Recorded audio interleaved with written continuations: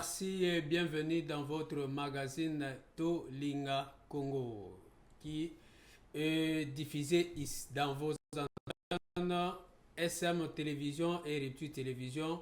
Et comme je l'ai toujours dit, prenez rendez-vous chaque jour, du lundi au vendredi à partir de 11h juste. Nous sommes là pour vous présenter votre magazine accompagné des invités qui viennent parler d'un thème à un autre. Nous sommes ouverts à plusieurs thèmes économiques, politiques, sociaux, éducatifs, quel que soit le caractère ou quel que soit le domaine de prédilection de nos invités. Certainement ici chez nous au Congo, on a cette catégorie de personnes qu'on appelle des gnosologues. Comme on a un pays de communicateurs, communicateurs de l'Union sacrée, communicateurs de l'opposition, communicateurs de l'armée, communicateurs de ceci, communicateurs de cela. Donc on est dans un pays de gnosologues. Même si vous n'êtes pas censé connaître ce domaine-là, mais du moins la personne se présente, il est expert dans tel ou tel autre domaine, il vient parler de ça.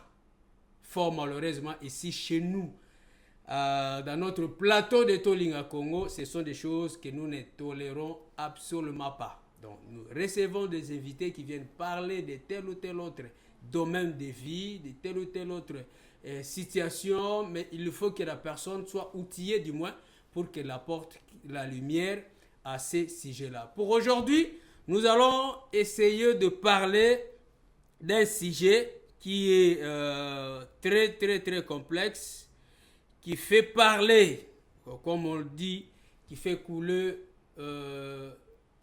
beaucoup de salive. Le partenariat RDC-ISA. À un certain moment, le président de la République, entre guillemets, s'est entretenu avec les officiels américains concernant la situation à l'est de notre pays. Et à un certain moment, le président de la République a vu la nécessité de rencontrer les États-Unis d'Amérique pour trouver un climat d'entente pour que la paix revienne dans notre pays. Et partant de cette ouverture diplomatique, ça poussait notre pays à ce que le chef de l'État arrive à signer un certain nombre d'accords. Il y a l'accord qui a été signé aux États-Unis entre la RDC et le Rwanda. La RDC et le Rwanda et, je crois, les États-Unis, et il y a un accord entre la RDC et les États-Unis d'Amérique. Un accord, partenariat stratégique. Qu'est-ce qui est caché derrière? Nous avons suivi Donald Trump sortir, dire non, on nous a dit qu'il y a la guerre là-bas, il y a des minéraux là-bas, mais bon, nous on va partir pour prendre le minerai. À un certain moment, on nous dit non, l'accord entre la RDC et les États-Unis d'Amérique, cet accord est signé pour 100 ans ou 99 ans, comme a dit Monseigneur Mouteba. À un certain moment, on dit non, dans cet accord-là, il n'y a rien. Qui dit vrai, qui dit faux? On ne sait pas. Mais il n'y a pas si longtemps que le chef de l'État, avec toute une délégation, se sont rendus aux États-Unis d'Amérique. Et parmi les rencontres au niveau des États-Unis d'Amérique, nous avons vu le chef de l'État avec le VPM de l'économie et tant d'autres représentants de notre pays en train de parler avec le camp américain concernant le partenariat stratégique entre la RDC et les États-Unis d'Amérique. Qu'est-ce qui est caché derrière cet accord? Qui dit vrai? Le gouvernement congolais? La CENCO? L'opposition? Est-ce que les Congolais sont censés espérer dans cet accord? Il y a plusieurs accords qui ont été signés à l'époque de Joseph Kabila et maintenant avec le président Tshisekedi. Mais apparemment, la population ne tire pas gain de cause de tous ces accords-là. Mais est-ce qu'on peut espérer pour cet accord RDC-USA? Est-ce qu'on peut faire foi en cela? Est-ce qu'on peut croire à ça? Sur ce plateau, je reçois Narcisse Ngimbi, C'est avec lui qu'on va essayer d'analyser. Certainement, il va nous donner quelques positions. Il va essayer un peu de décortiquer cet accord-là pour donner un peu la lumière aux Congolais qui nous suivent. Maintenant, qu'ils sachent si réellement on peut croire au président Tshisekedi ou pas, on peut croire à cet accord ou pas, on peut croire aux États-Unis d'Amérique ou pas. Monsieur Narcisse, bonjour et bienvenue. Déco Jean-Serge, bonjour, merci pour l'invitation. Bon, je voudrais d'abord savoir la santé, ça va? Je vais très bien, comme tu peux très bien le voir. Dieu nous soutient et c'est la chose la plus importante. Merci beaucoup. Je veux qu'on parle de cet accord. Est-ce qu'il faudrait parler de l'accord ou il faudrait qu'on dise partenariat stratégique entre la RDC et les États-Unis d'Amérique? Alors, les deux choses sont valables, mais les partenariats stratégiques sous-tendent un accord. Donc, Ok. l'accord donne vie au partenariat stratégique. On ne peut pas parler partenariat stratégique sans pour autant qu'il y ait accord. Donc, voilà peut-être la précision à ce niveau ici que je peux apporter à votre question. Bon, bon, en passant, il y a déjà quelqu'un qui m'a dit, mais le gars là, il est dans les cabinets du VPM de l'économie, il est son porte-parole, il est son conseiller, il est directeur des cabinets. Je veux que les téléspectateurs sachent, quand vous venez vous parler de l'économie, peut-être vous parlez, on vous a vu défendre le bilan, le travail du VPM Mukogo Samba. Alors ils m'ont posé la question, mais il est qui au juste? Euh, non, au fait, ce que les gens doivent comprendre, en tant que citoyens de ces pays, c'est un devoir pour chacun de nous nous intéresser à la vie politique de notre pays, économique et pour d'autres secteurs également. Donc, moi, je suis un citoyen congolais qui aime ce pays, qui est un patriote, qui aime ce pays et qui a les soucis de suivre tout ce qui se passe pour comprendre est-ce que ce sont des choses qui sont bien faites et pour quelle finalité. Parce que au final, l'intérêt pour nous en tant que Congolais, c'est de voir notre pays évoluer. Pour que ce pays évolue, il faut que la politique, qui est en tout cas, par définition, l'art de gérer, on va dire la cité, c'est à ces niveaux-là que l'on trouve des solutions qui sont censées être des solutions adéquates pour répondre aux problèmes qui se posent au niveau du pays pour notre intérêt. Et donc, c'est un devoir que moi je considère que chacun de nous devait avoir, de suivre ce qui se passe au niveau politique et d'analyser, de savoir ce qui est bien fait et ce qui est mal fait. Ce qui est bien fait, il faut l'encourager. Ce qui est mal fait, il faut le critiquer. Ça, c'est un devoir que chacun Donc doit vous avoir. n'êtes pas le porte-parole du Je ne VPN. suis pas le porte-parole du ministère Moi de encore son l'économie, conseiller moi en encore, communication. je ne travaille pas dans les cabinets du ministère de l'économie, je ne suis pas mandaté pour parler pour les comptes du ministère de l'économie, mais en tant que Congolais, aimant ces pays et qui suit ce qui se passe au niveau politique et particulièrement économique, et donc je viens partager les connaissances que j'ai pour permettre aux gens qui nous suivent de savoir qu'est-ce qui est vrai et qu'est-ce qui n'est pas.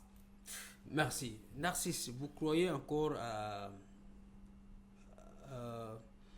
cet accord qui a été signé entre la RDC et les États-Unis d'Amérique, les tout derniers accords concernant les qu'on appelle partenariat stratégique, quelque chose de comme ça. Vous croyez à cet accord parce qu'on en a signé plusieurs accords, mais apparemment il n'y a rien comme résultat sur terrain. Ok, je commencerai par dire, Jean-Serge, que au Congo, les problèmes ne se trouvent pas au niveau de la signature des différents partenariats internationaux, parce que ce pays, c'est pas la première fois que nous puissions, vous avez très bien fait de le mentionner, signer des partenariats internationaux, en tout cas pour ces pays. Mais les problèmes se situent beaucoup plus au niveau des résultats que ces différents partenariats ont produits. Et les Congolais seront d'accord avec moi que malheureusement, la trajectoire qu'a pris la plupart de ces partenariats internationaux signés par notre pays n'ont pas rencontré l'aspiration de la population. Je cite par exemple la création d'emplois, la sécurisation du pays, des politiques qui pouvaient permettre à ce qu'au niveau de la formation, de l'éducation des Congolais, que la population puisse s'y retrouver. Ce sont là justement des choses où, on va dire, un package des attentes de la population. Les Congolais n'ont pas retrouvé jusque-là dans les différents partenariats internationaux que le Congo a souscrits. Et donc, les résultats ici, c'est que cela a créé ce que nous voyons aujourd'hui. C'est une absence de confiance criante entre les dirigés et les dirigeants. Mais la plus grande question ici que nous devons nous poser en tant que citoyens congolais, en tant qu'État, c'est comment nous pouvons, grâce à ces nouveaux partenariats stratégiques entre la RDC et les ISA, rectifier les tirs, corriger les erreurs qui nous ont conduits à ces résultats ici. Et pour répondre à cette question, moi je propose deux choses, des choses concrètes. La première, c'est que pour que ces partenariats puissent réussir, il devra se faire premièrement dans un cadre de coopération qui défendent en tout cas les intérêts de la RDC, donc défense et préservation des intérêts de la RDC. Ensuite, il faudrait également qu'il y ait, on va dire, associé à cela, les choix des dirigeants, on va dire, visionnaires, mais surtout crédibles, capables de faire les suivis de l'application de ces partenariats, tout en préservant et défendant ses intérêts. Oui, vous l'avez déjà peut-être répondu, mais au Congo, chez nous, les gens sont tellement sceptiques et même si vous leur dites qu'espérer avec cet accord, par exemple, ils finiront toujours à ne pas le croire. Simplement parce qu'il y a plusieurs personnes qui se sont présentées, plusieurs personnes qui ont apporté des très beaux mots en français, de plusieurs personnes qui se sont présentées, très bien vêtues, plusieurs personnes, mais dans les concrets, on n'arrive pas à saisir. Vous l'avez si bien dit dans votre introduction, vous l'avez trop bien peint. Mais pour cet accord, la population, l'opposition présente déjà cet accord comme si les ventes aux enchères, dont le président de la République a vendu le pays. La SENCO, la société civile, présente cet accord comme si c'est un accord qui est venu enterrer notre pays, d'où il ne faudrait pas espérer. Et quelqu'un a dit, il a même répété ce que Thomas Sankara a dit. Si vous entendez un président impérialiste, entre guillemets, admirez votre président, sachez que votre président vient déjà de vendre le pays. Donc, dans cet accord-là, jusqu'aujourd'hui, la population qui me suit ne se sont pas encore rendus réalistes en disant que non, enfin, on a quelque chose qui va nous mettre à l'abri, nous allons trouver de l'emploi, nous serons réussis. Nous allons recevoir de très bons soins médicaux, nous serons à l'école, à l'université, le travail, la nourriture. Voilà, du moins, on a trouvé une solution qui va nous permettre, en rapport avec les minéraux que nous avons dans notre pays. Donc, cette population reste encore sceptique à ne pas croire à ce que les hommes politiques disent et même vos analyses.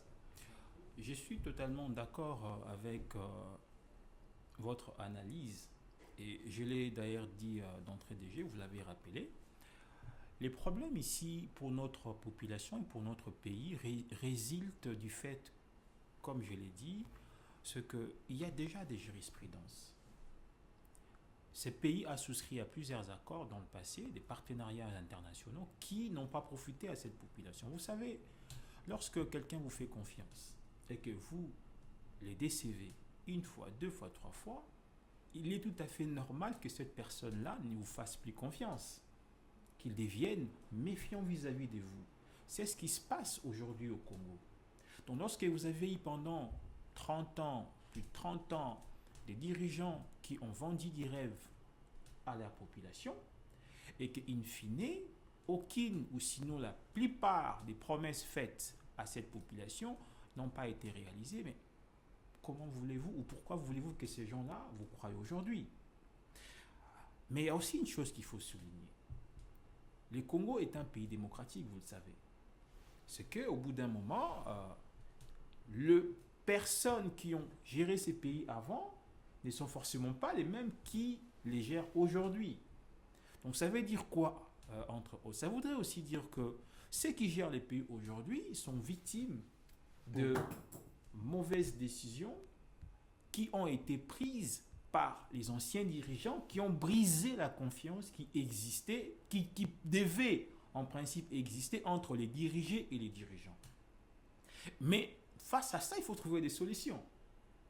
Aujourd'hui, ce sont d'autres personnes qui gèrent ces pays et nous, notre responsabilité, c'est d'analyser les intentions et les actes qui sont posés par les actuels dirigeants pour essayer de sortir des conclusions qui pourraient nous permettre de voir si nous sommes sur la bonne voie, sur la bonne trajectoire, une autre trajectoire que celle prise par les accords signés par les anciens dirigeants, ou bien nous sommes en train d'aller ou de stagner ou de récidiver les mêmes erreurs.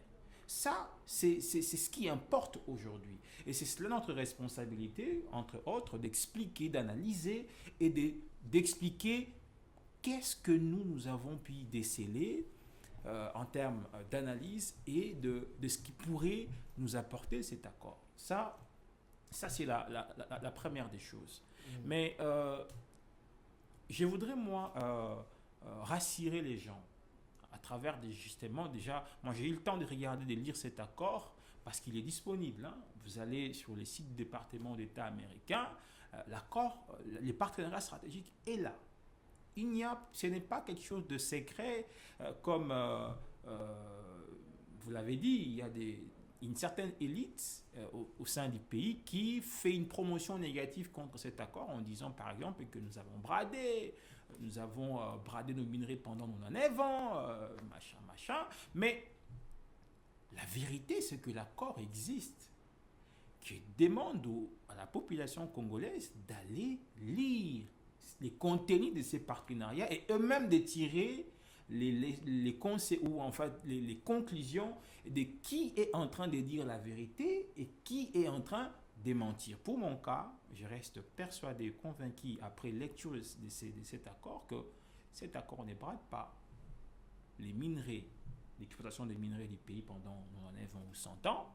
Cet accord, par contre, est un accord qui, pour moi, met la RDC sur une orbite qui va lui permettre de lancer son développement économique. Oui, il y a des sous-questions que je vais vous poser. La première, mais c'est l'abbé Chollet est passé sur les antennes de Top Congo où il dit, chaque accord a un temps, le début et la fin.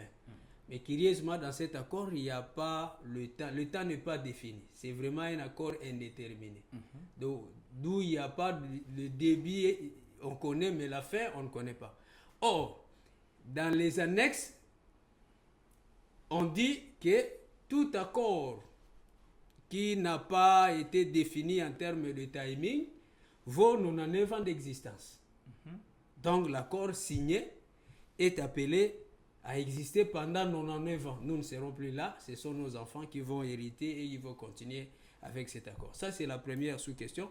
Deuxième sous-question, en quoi est-ce que cet accord est à la fois partenariat et à la fois stratégique? Qu'est-ce qu'on trouve à l'intérieur du partenariat et qu'est-ce qu'on trouve à l'intérieur des stratégiques? Par rapport à ces deux petites sous-questions, comme ça, on va essayer, puisque vous avez dit que vous avez déjà lu ça, on va revenir maintenant aux éléments qui vont faire confiance aux Congolais s'il faut faire confiance Donc la première, le timing, par rapport avec ce que Monseigneur Chollet a dit. Et la deuxième, c'est en quoi est-ce que cet accord est à la fois partenariat et à la fois stratégique. En quoi est-ce qu'il y a des stratégies dans cet accord? D'accord. Ok. Moi, je n'aime pas le mensonge. J'aime la vérité. Et la vérité se trouve dans les textes. Cet accord, il est disponible, accessible à tout le monde. Et cet accord définit les choses de manière claire. J'aimerais commencer par la deuxième sous-question pour chiter avec cette première sous-question. Je voudrais que les gens qui nous suivent comprennent en quoi cet accord consacre ce partenariat au niveau stratégique. Ce que les gens doivent savoir, je ne suis pas expert en relations internationales, ou je ne suis pas, diplomate, mais quand même en tant que Congolais qui lit, qui fait des recherches, j'ai lu et j'ai compris. Et je pense que ceux qui ont fait les droits internationaux, les relations internationales comprendront ce que je suis en train de dire. Et ceux qui ne l'ont pas fait, il est aussi essentiel pour eux de bien comprendre cela. En matière des relations entre États, Jean-Serge, il existe 4 niveaux de relations. Le premier niveau, c'est celui qui est la base des bases. C'est les relations qui sont formelles entre États. Ça veut dire quoi? Ça veut dire que chaque État, donc des États, ont décidé de se reconnaître, de reconnaître la souveraineté de chacun de ces États de manière mutuelle. Et comment cela s'articule? Ça s'articule, entre autres, à travers la nomination des ambassadeurs. Donc, par exemple, ici, le cas échéant, la RDC reconnaît la souveraineté des Américains, de l'État des États-Unis. Et c'est un pays souverain. Et les États-Unis font aussi la même chose. Ensuite, la RDC nomme un ambassadeur qui le représente aux États-Unis. Et les États-Unis font aussi la même chose. Dernier élément, c'est que cela est aussi ponctué par l'ouverture des représentations dans ces deux pays. La RDC ouvre une ambassade aux États-Unis et les États-Unis ouvrent aussi une ambassade ici au Congo. Et ces relations permettent à ce qu'il y ait un canal officiel de communication entre les deux États. Quand bien même ils peuvent ou ne pas avoir des projets communs entre les deux États. Mais ils ouvrent les canaux de communication officiels pour que les deux États communiquent. Et c'est même... tu vas même voir que, par exemple, cela ne dépend même pas du niveau des bonnes ou mauvaises relations entre ces États-là. Parce que, par exemple, l'Iran et les États-Unis sont des pays qui se détestent, qui sont très hostiles, mais n'empêche que l'Iran a une ambassade aux États-Unis et un ambassadeur. Et les États-Unis de même. Donc ça, c'est le niveau basique. Le deuxième niveau, c'est le niveau de partenariat ou des accords bilatéraux. Les accords bilatéraux, à ce niveau-là, les deux États décident de travailler sur des collaborations ou si vous voulez bien une coopération au niveau sectoriel. Vous pouvez vous décider, ok, aujourd'hui, nous, en tant qu'États-Unis, nous aimerions bien signer un accord avec vous pour, au niveau douanier, par exemple. Donc, en matière des droits des douanes, en tant qu'État, nous nous mettons d'accord pour que nous ne puissions pas vous facturer un droit des douanes beaucoup plus élevé que nous pourrons le faire pour d'autres pays, par exemple. Donc ça, ce sont les accords bilatéraux qui traitent des questions spécifiques, sectorielles entre États. Ça se fait comment? Ça se fait à travers des commissions qui existent au sein desquelles les membres, des représentants de chaque pays participent, réfléchissent, amendent ou font en sorte que les projets qui sont définis puissent évoluer. Ensuite, le troisième niveau, vous avez le niveau de partenariat privilégié. On monte d'un cran. Le partenariat privilégié, c'est un niveau de relations entre États où les États se disent nous pouvons nous lier dans les temps, dans le long terme, pour la défense de nos intérêts mutuels, mais on a un peu de doute. Mais donnons-nous quand même la chance de nous observer. Donc, ils se donnent des avantages mutuels entre États en guise d'observation pour un futur partenariat stratégique. Parce que justement, les partenariats stratégiques est les niveaux les plus hauts en termes de relations entre États. Mais c'est quoi un partenariat stratégique? Un partenariat stratégique, si tu veux bien, Jean-Serge, on l'appelle en d'autres termes un partenariat d'alliance des destins. Les mots sont forts, les mots ont leur sens. L'alliance des destins veut dire quoi concrètement, Jean-Serge? Ça voudrait dire que ces deux États, ils se sont réunis, ils ont analysé ce qui s'est passé dans le passé, ce qui se passe maintenant et ce qui pourrait arriver dans l'avenir. Ils se sont décidés, ils se sont dit non. Au fait, en réalité, nous avons une vision commune. Nous avons des intérêts communs à préserver pour la survie, en tout cas, de nos États respectifs. Donc ici, il est question des défenses communes, des intérêts vitaux des deux pays. Mais c'est un partenariat qui s'inscrit dans le long terme. Ce n'est pas quelque chose comme les bilatérales, on peut signer un accord pendant 2 ans, pendant 3 ans, et puis on va. Mais ici, on est sur le long terme parce que l'avenir des deux pays est lié dans le long terme. Pourquoi? C'est stratégique. Ici, c'est quoi l'intérêt de la RDC? C'est quoi l'intérêt des Américains? C'est ça la question qu'il faut se poser pour consacrer ces partenariats au niveau stratégique. Les partenariats stratégiques traitent des questions qui sont très spécifiques et vitales pour l'intérêt des différents pays. On parle énergie, on parle sécurité, on parle économie et autres. Ici, l'intérêt des Américains, c'est quoi? Les Américains ont besoin d'accéder aux métaux critiques pour pérenniser leur puissance économique, militaire et technologique. Vous êtes sans ignorer, Jean-Serge, que notre pays détient des métaux critiques qui sont indispensables pour l'industrie militaire, l'armement militaire, la technologie et autres. On parle du cobalt. Mais qui est le premier producteur du cobalt au monde? C'est la RDC. 70% de la production mondiale. Nous sommes en mesure de dicter l'évolution du marché mondial de ces produits-là, la RDC. Qui détient plus ou moins 50% de la production du coltan? Si nous avons des téléphones aujourd'hui, des laptops et autres, c'est grâce au coltan.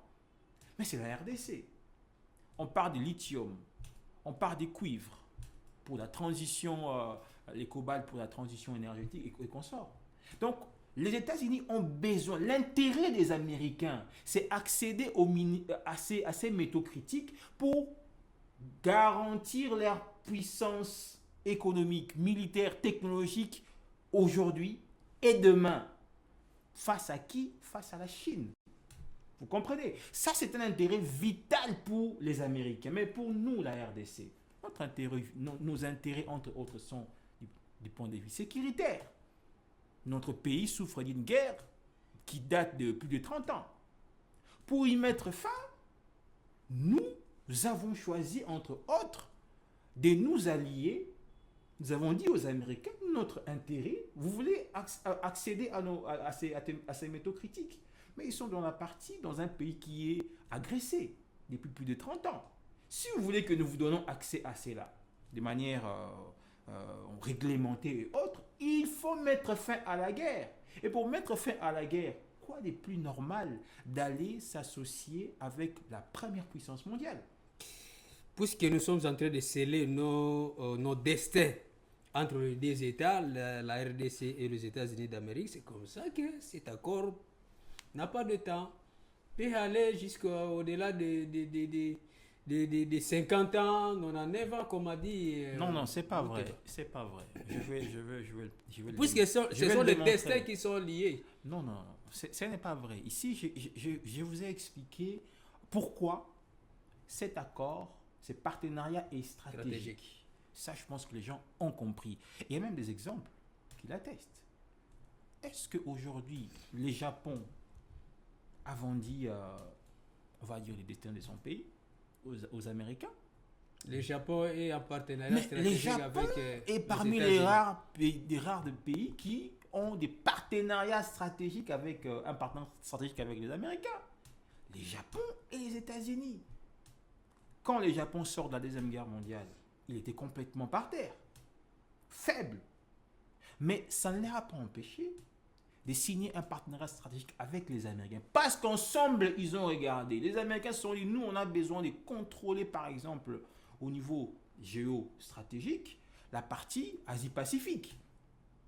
Et donc, vous, puisque vous êtes de ces côtés-là, nous avons besoin de vous. Parce que sinon, on sera fragile à ces niveaux-là. Les Japonais ont dit, ok, nous, on a besoin de nous refaire une santé au niveau militaire. Et ils ont signé un accord consacré à des partenariats stratégiques entre les deux pays. Aujourd'hui, le Japon est une puissance économique et militaire. Vous n'êtes pas sans ignorer. Je peux en citer la Corée du Sud. La Corée du Sud, vers les années 60, qui était derrière nous au niveau économique, sont aujourd'hui parmi les puissances économiques mondiales. Mais grâce à quoi?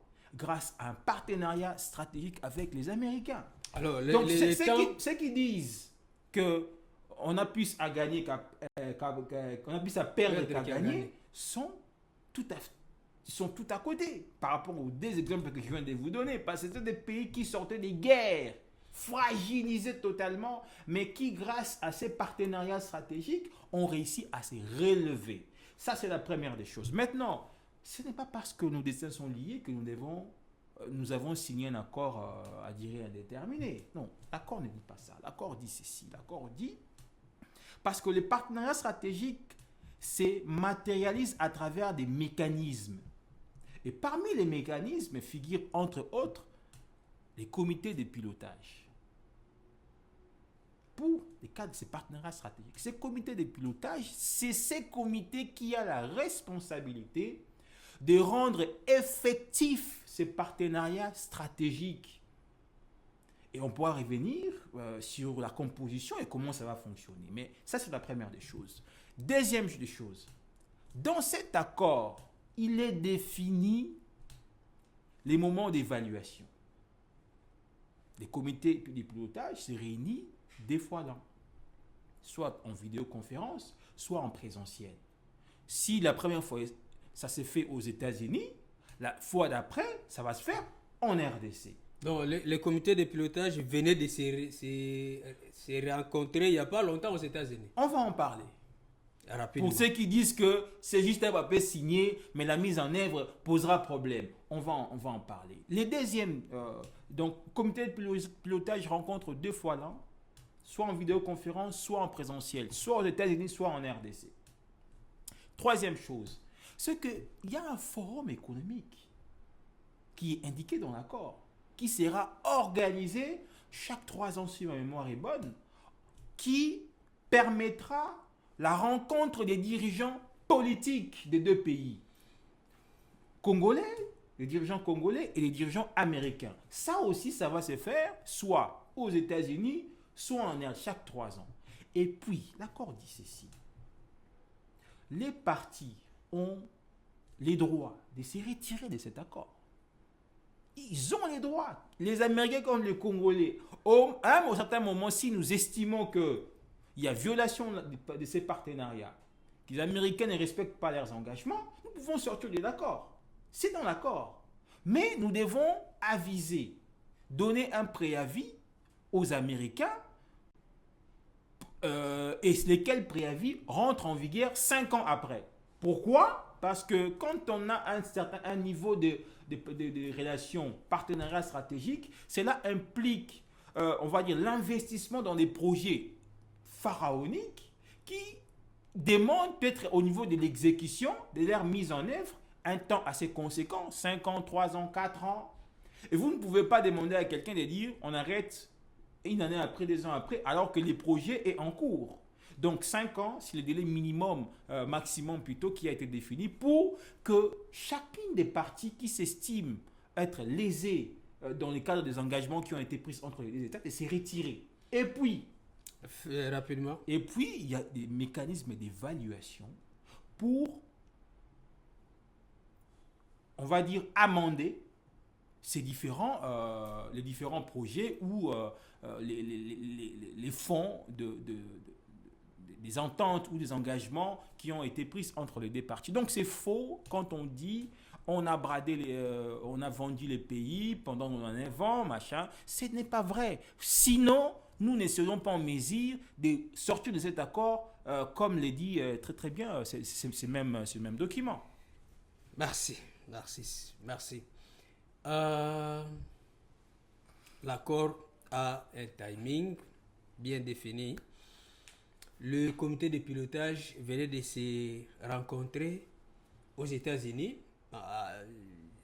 J'ai vu même le chef de l'État était là dans ces séances de travail, je crois. Non, le chef n'était pas là. La délégation a été conduite par le VPM de l'économie, Daniel Mukoko Samba, son excellence, pour la simple et bonne raison, et cela, c'est aussi un gage de confiance. Je voudrais quand même marteler sur cet aspect des choses.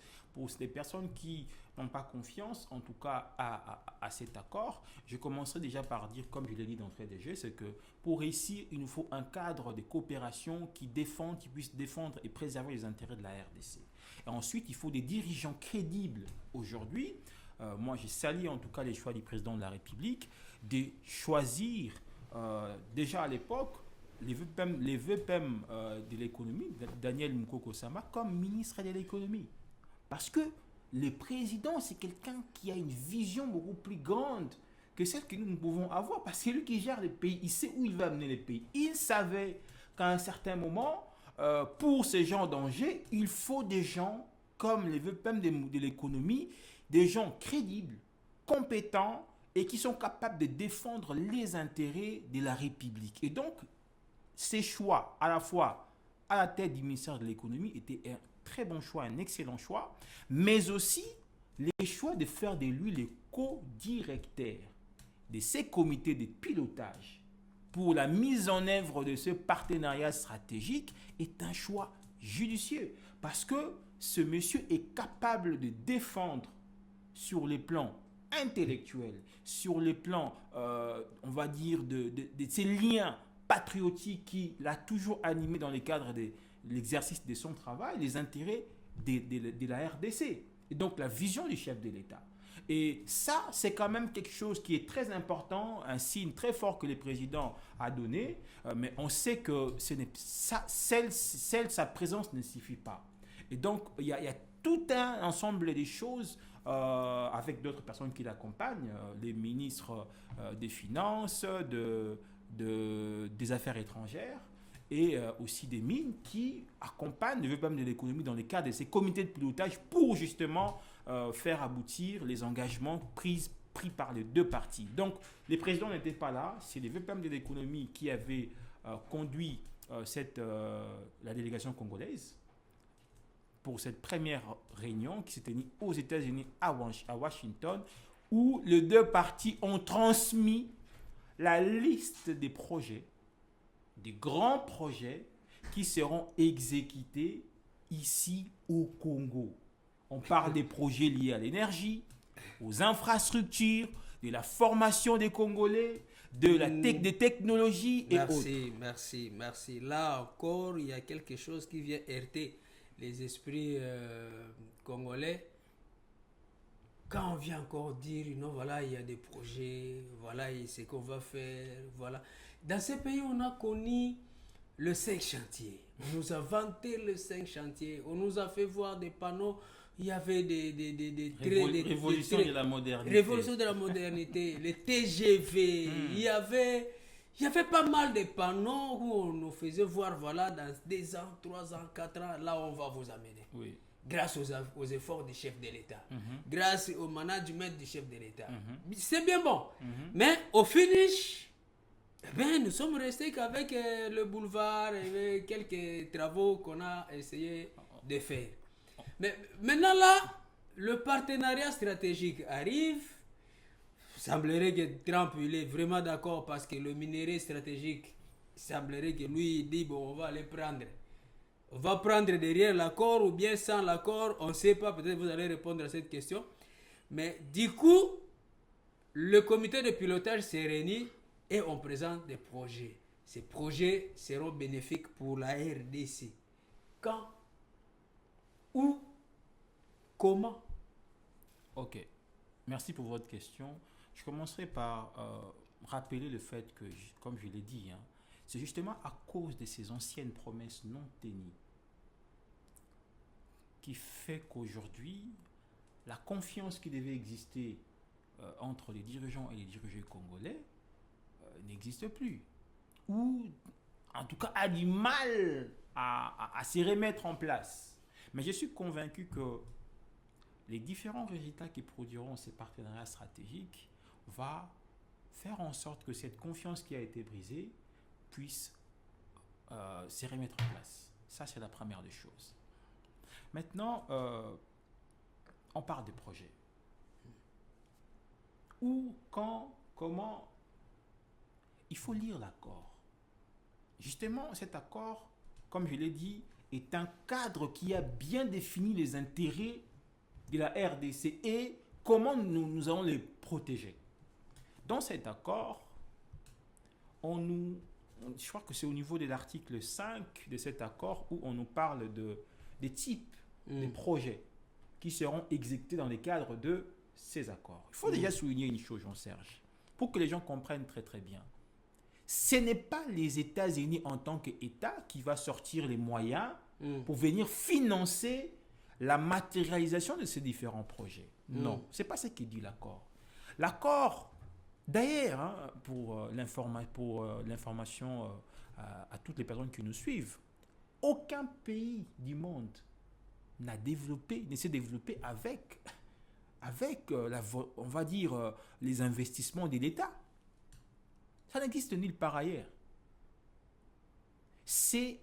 Un pays se développe avec les investissements des privés, des banques, des investisseurs. Les États-Unis ne fait pas l'exception. Donc, les rôles de l'État, dans les rôles que jouera la RDC et les États-Unis, c'est de définir ces cadres réglementaires, ces cadres qui définissent comment est-ce que cette coopération va se faire, qui garantissent les intérêts des privés américains et de la RDC. Et l'État joue les rôles, ou les deux États jouent les rôles d'arbitre. Ce sont des gens qui définissent les règles et qui s'assurent que chaque acteur américain, congolais, qui va travailler dans le cadre de cette coopération, de ces partenariats stratégiques, puisse être sécurisé, puisse travailler en conformité avec les règles établies, parce qu'il faut respecter les lois de la RDC. Ce n'est pas parce que vous êtes une société américaine, vous allez venir vous comporter n'importe comment. Non. L'accord définit clairement les choses. Les codes miniers sera respecté. La loi qui a été votée en 2014, si je ne me trompe pas, qui a d'ailleurs permis la coopération des 5 chantiers entre la RDC et les Chinois, sera amendée. Le VPM de l'économie, je crois, lors de... C'est ça la question et c'est ça même l'inquiétude que j'allais vous poser. Quand vous me dites que dans cet accord, les comités de pilotage a travaillé sur les cadres de travail. Alors, je me suis vite souvenu de l'accord de partenariat, justement, RDC-Chine, justement, où il y avait aussi ces cadres-là où le privé venait pour investir dans ces cadres de partenariat stratégique. Justement. Alors, que resterait-il de cet accord RDC-Chine si aujourd'hui les États-Unis viennent à peu près dans le même cadre de travail? Non, ce qu'il faut dire ici, c'est que les contrats sino-congolais n'ont pas été signés entre l'État chinois et la RDC. En tout cas, à moins que la mémoire me trompe. Mais j'ai vu il y a pas longtemps, quand le chef de l'État, Félix, avait Mhm. demandé qu'on puisse revoir ses contrats, Mhm. c'était IGF, L'IGF, oui. Gilles Mhm. qui était là, l'ancien patron de l'IGF qui Mhm. était parti. C'est lui qui avait piloté euh, ces comités de pilotage, si j'ai Non, encore mais bonne mémoire. Apparemment, on a déjà amendé que les contrats sinon congolais restent et demeurent les 6 milliards qu'on a déjà apparemment investis qui permet à ce qu'on puisse construire les routes. mais moi, j'ai une question à vous poser. Vous avez vu Joseph Kabila, à l'époque président de la République démocratique du Congo, signer ces partenariats stratégiques où les ministres délégués du gouvernement avec un ministre chinois dans le cas des 5 chantiers. Est-ce que vous avez mémoire de cette rencontre ou de cette cérémonie? Moi, je n'ai pas vu ça. Peut-être que ça existe. Si ça existe, j'aimerais bien le voir. Mais je n'ai pas vu ça. Contrairement à ce que nous venons de voir dans les cas de ces partenariats stratégiques où l'État congolais, l'État américain se sont mis ensemble et officiellement signé. Je rappelle qu'au niveau de la RDC, le partenariat stratégique a été signé par les VPM de l'économie et du côté américain par les secrétaires d'État Marco Rubio. Ça, c'est une implication étatique. Je n'ai pas vu ça dans le cas des 5 chantiers. Bon, je suis preneur s'il y a des images qui existent. C'est pour dire que ces deux États sont investis réellement pour que les engagements pris, mais encore que soient respectés, mais encore que je voulais dire, la RDC n'a pas un niveau de relation de partenariat stratégique avec la Chine. Vous êtes d'accord avec moi? Il n'existe aucun accord d'un niveau de relation partenariat stratégique entre la RDC et la Chine. Ça n'existe pas. C'est plutôt une relation entre l'État congolais et les sociétés chinoises. Mais comme ce sont des sociétés chinoises, la Chine doit protéger ses sociétés. Parce que le PNB chinois, qui est constitué des richesses créées aussi par les sociétés chinoises, mais qui œuvrent hors la Chine, contribue à l'économie chinoise. Et donc l'État chinois a aussi cette responsabilité de protéger à un certain niveau les entreprises chinoises. Mais je peux vous garantir qu'il n'existe pas un partenariat stratégique entre la RDC et la Chine signé à l'époque de Joseph Kabila, moins encore avant. Ça, c'est la première des choses. Ici, on parle d'un partenariat stratégique signé entre des États, la RDC et la Chine. Et c'est sous Félix Tshisekedi, le VPM qui a signé de l'économie, et Marco Rubio du côté américain. Pour répondre à votre question à ce niveau-là. Maintenant, je disais, ce cadre-là est défini par ces deux États. Respect des lois de la RDC. L'accord dit clairement que cette coopération se fera dans le cadre du respect des lois de la République démocratique du Congo. Et je mets ici en avant 2 lois. Le code minier. Deuxième chose, cette fameuse loi de 2014. Mais cette loi a été faite essentiellement pour un État, entre guillemets, pour les sociétés chinoises. Ce qui n'est pas du tout normal. Parce que la RDC n'est pas un pays qui est focus à traiter qu'avec un seul pays. Donc, dans le cadre de multilatéralisme, la RDC, nous allons amender cette loi-là. Je pense que le VPM de l'économie l'avait mentionné avec l'excellence Patrick Mouyaya lors du briefing pour expliquer un peu ces partenariats stratégiques. D'ailleurs, au mois de mars, la session du mois de mars au niveau du Parlement, le gouvernement va déposer ces projets de loi au niveau du Parlement pour que les parlements puissent la voter. Ensuite, que les présidents puissent la promulguer. Dans cette loi-là sera intégrée les exigences de compagnies américaines envers leur pays, les États-Unis. Parce qu'ils ont dit, c'est pas comme si les Américains n'œuvraient pas en RDC. Il y a des sociétés américaines qui œuvrent ici, dans les mines et consorts. Et donc, ils connaissent comment est-ce que le climat des affaires au Congo se passe. Les corruptions ici et là, les tracasseries ici et là. Et donc, ils ont poser des problèmes auprès de leur gouvernement en disant, nous on est prêts, effectivement c'est intéressant pour nous, on est prêt à investir de l'argent, mais nous avons besoin de garanties.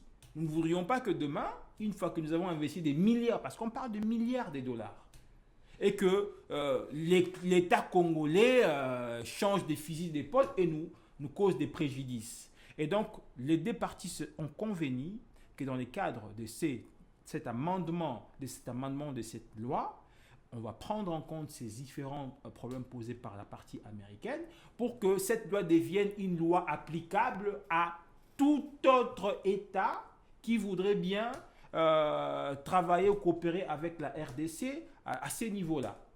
Voyez-vous? Maintenant, les projets. Je vais revenir très rapidement par rapport aux projets. Mais le Congo est un chantier, un grand chantier, Jean-Serge. On parle de routes. Toutes les parties de la RDC ont besoin de routes.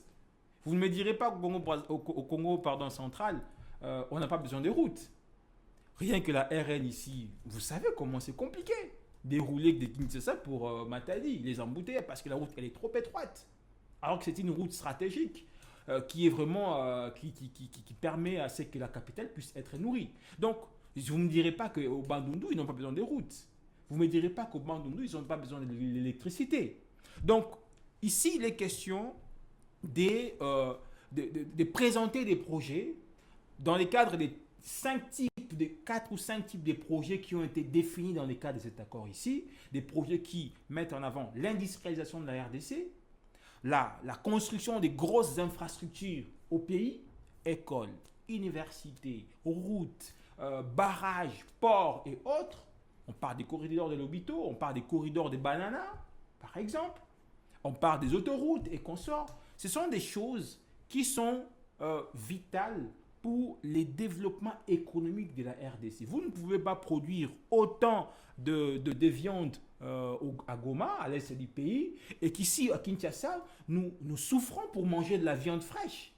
Mais pourquoi on en est arrivé à ce niveau-là? C'est entre autres parce qu'il n'y a pas de voie de communication entre les différentes zones de production et les zones de consommation. Donc, d'une manière beaucoup plus simple, chaque province de la RDC, chaque ville de la RDC est candidat à la réception des différents projets qui seront réalisés dans le cadre de ces partenariats stratégiques. Force maintenant à nos autorités, surtout au comité du pilotage, c'est là où je suis très confiant parce que je sais qu'il y a un économiste qui est à la tête de cette délégation au niveau congolais, qui connaît les vrais besoins que ce pays a pour la relance de son économie, la relance de sa production locale, l'industrialisation de la RDC, la transformation des produits, entre autres miniers, au niveau local, qui va générer des millions d'emplois, qui va créer la richesse au niveau du pays et qui va faire de la RDC un pays puissant économiquement au centre de l'Afrique. En RDC, il y a ce système de travail. On commence tel projet. Les projets à 10 échelons ou échelonnement. On est juste au premier échelonnement, les projets s'arrêtent. Et tout est par terre. Dès que vous avez un autre chef qui arrive, président de la République, un régime, un nouveau régime qui arrive, un autre président, ou peut-être on place un autre DG ou un autre ministre, on vient mettre à côté les 10 échelonnements et on reprend encore à zéro. Donc la RDC a un problème. Et de continuation dans les affaires et aussi un autre problème d'hommes. Dès qu'on est là, mais bon, il faut se faire de l'argent. Je gère un projet, il y a 5 millions de dollars, 10 millions de dollars. Le premier projet à résoudre, c'est d'abord la femme qui devrait et les enfants. Il faut qu'ils soient déjà hors du pays parce que demain ou après-demain, je serai arrêté. Il faut qu'ils soient déjà évacués. Deuxième projet, mais bon, il faut d'abord s'acheter des maisons. Troisième projet, est-ce que vous ne craignez pas que ce qu'on a déjà vécu avec la RDC et la Chine, ou même la RDC avec la France, avec tant d'autres projets ou tant d'autres accords, que cela arrive encore pour cet accord RDC-ISA? Voilà pourquoi j'ai dit d'entrée de jeu, il nous faut un cadre de coopération qui définisse et qui préserve les intérêts du pays.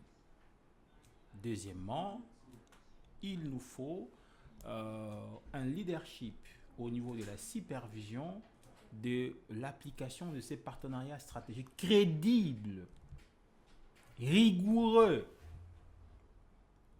Et aujourd'hui, la bonne nouvelle, c'est que les personnes qui sont choisies pour faire partie de ces comités de pilotage, à la tête de cette délégation, figure un homme qui n'est pas le moindre. C'est un homme qui est présenté, qui s'est distingué par sa rigueur en matière de travail, sa compétence, surtout des résultats à son actif qui parlent pour lui, aussi bien au niveau national qu'au niveau international. Lui, il est au sommet. Oui. Pour piloter en bas. Mm-hmm. Maintenant, les gens qui seront en bas pour accompagner la vision de celui qui est en train de piloter. Mm-hmm. Est-ce qu'il y a des gens capables? Il y a des Congolais qui peuvent se mettre au travail pour qu'il atteigne l'objectif. Au finish, c'est quoi? L'essentiel des Congolais. Non, déjà, il faut déjà commencer par là. Le VPM de l'économie est quelqu'un qui sait comment obtenir des résultats, de par les choses que je viens de vous définir. Rigueur, compétence, et qui a démontré par les résultats qui sont à son actif qu'il est bel et bien l'homme de la situation. Ça, c'est la première des choses. Rapidement, ensuite, parce qu'on est arrivé à la fin. Ensuite, vous savez qu'on parle d'un engagement entre États. Ce n'est pas un engagement au niveau 1 des relations entre États. On parle du niveau le plus élevé. Partenariat stratégique. Ça déjà, pour répondre à l'une de vos questions, c'est que les principes de continuité de pouvoir, de continuité au niveau de la gestion de la chose publique, s'appliquera. Demain, même si le président Fathi n'était plus à la tête du pays, les autorités qui viendront devront s'aligner. Il ne faut pas balayer des revers de main. Ils devront s'aligner parce que ce sont des engagements pris. Ce sont des engagements pris. Et ce sont surtout des engagements qui sont en train de mettre le pays sur une trajectoire de développement économique qui passe par la sécurisation, la fin de la guerre à l'est de la RDC. N'oublie pas qu'on parle d'un mémorandum sur la coopération militaire entre les États-Unis et la RDC dans ces mêmes accords qui sera développé dans les mois à venir. Vous allez même vous rappeler que les semaines qui viennent de se passer, il y a des militaires de l'AFRICOM. La division américaine au niveau de l'Afrique, l'armée américaine, qui sont venus rencontrer les officiers congolais pour commencer déjà à échanger sur les cadres de collaboration futures entre les deux États en matière militaire, de sécurité militaire de pays. Donc ça, une autorité qui viendra et fera une revers de la main, balayer en tout cas, sera quelqu'un de, excusez-moi, je pourrais le qualifier de je pourrais dire fou, mais c'est un terme très très très fort, mais quelqu'un n'est pas lucide. Vous avez vu, les chefs de l'État d'ailleurs s'excuser en disant clochard, mais vous voyez ce que ça donne. Oui, justement. Quand vous dites fou, voilà vous allez je ne dirais pas fou parce que c'est très fort. De vous traiter. Voilà, fou, c'est un terme très fort. Voilà pourquoi j'utilise le terme pas lucide. Voilà. Vous comprenez? Et donc, je peux vous garantir que le chef de l'État est déterminé à ce que ces partenariats soient mis en œuvre. Et la preuve en est, les comités de pilotage a tenu sa première réunion et toutes les personnes qui vont intervenir dans la chaîne de l'exécution de ces engagements, aussi bien au niveau national que local, chacun fera son travail. Sinon, il y aura des sanctions. Merci. Nous sommes arrivés à la fin. Vous n'avez qu'une minute pour clôturer et parler maintenant le résultat de cet accord pour mettre fin à la guerre à l'Est. Une minute. Alors, je vais dire très très rapidement que cet accord n'est pas une lettre morte signée. Cet accord, c'est quelque chose de concret et les résultats commencent déjà à se produire.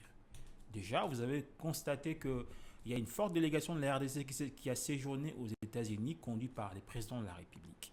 Cette délégation, entre autres, parmi les gens qui ont accompagné les chefs de l'État, figuraient les FEPAM de l'économie, les ministres des Finances, des Mines, entre autres, et certains membres de délégation de la présidence. Et donc, cet accord a commencé déjà à s'implémenter. Première réunion du comité de pilotage où il y a eu transmission de la liste des projets que la RDC estime être stratégiques pour la défense de ses intérêts, c'est-à-dire développement économique, on parle d'emploi, on parle de coopération technologique, scientifique, de formation, on parle tant d'autres choses. Ça, c'est la première des choses. Donc, ce n'était pas une visite, comme beaucoup le disent, une visite de protocolaire. Non, non. C'est une visite qui a apporté des résultats concrets. Rencontre au sommet de l'État entre Marco Rubio et le président de la République pour parler, évaluer de l'accord de Washington. La sécurité à l'est du pays reste une priorité. Les Congolais sont clairs. Pas d'implémentation du partenariat stratégique sans la paix en l'est de la RDC. Et donc, le président de la République met en ligne des mires, en première position, le fait de recouvrir la paix dans la partie est, l'autorité de l'État sur l'ensemble du territoire national. Maintenant, aux jeunes qui me suivent, nous sommes tous jeunes. Rapidement. Ce que je veux leur demander, ce n'est pas de ne pas être distrait. Informez-vous. Lisez, l'accord est disponible. Allez-y regarder. Comprenez bien ce qui est dit. Ne vous laissez pas manipuler par une certaine élite qui veulent discréditer cet accord. Parce que cet accord va réellement changer la trajectoire du développement économique de notre pays. Et enfin, formez-vous aussi, soyez prêts. Ne rêvez pas. Cet accord va produire beaucoup d'emplois dans les secteurs dans la logistique, on parle des ports, dans les infrastructures, on parle de la construction des routes, des bâtiments et autres, dans l'agriculture et la technologie. Formez-vous au métier pour que vous ne soyez pas à la marge des opportunités qui vont se présenter. Je finirai par ces mots. Merci à Narcisse Nyimi, analyste que nous avons pu recevoir sur ce plateau juste pour venir parler de cet accord, de ce partenariat stratégique entre la RDC et les États-Unis d'Amérique. Si le chef de l'État ne fait absolument rien, vous, la population, vous allez dire, oh, depuis que Tshisekedi est là, il n'y a rien qui se passe.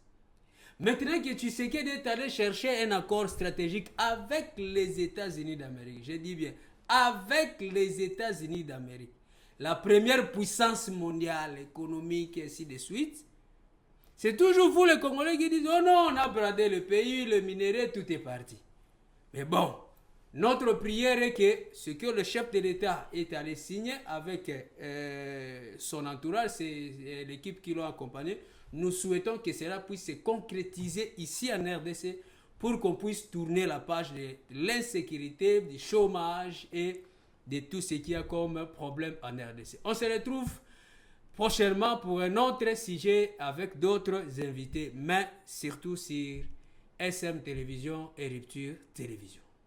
Au revoir.